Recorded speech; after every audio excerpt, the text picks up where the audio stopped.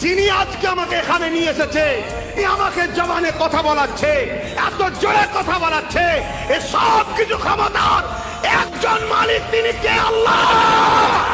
আর যিনি কুল কায়নাতের খালেক, আল্লাহ, যার 3000-এর উপরে পদ আছে, তিনি আল্লাহ। 99টা আমরা জানি, রহমান, রহিম, গফুর, গফফার, সত্তার, জব্বার, এগুলো আল্লাহ সিফাতি নাম, জাত নাম একটা। দেখ 99টা পদের মালিক আমরা জানি, 3000-এর উপরে আল্লাহর পদ আছে। তিনি কুল কায়নাতের মালিক। তিনি চিঙ্গিস খানকে ক্ষমতা দিয়েছিল, ক্ষমতার জোরে বাগদাদকে উজাড় করেছিল, আল্লাহ তার নাম মিটিয়ে দিয়েছে আজকে।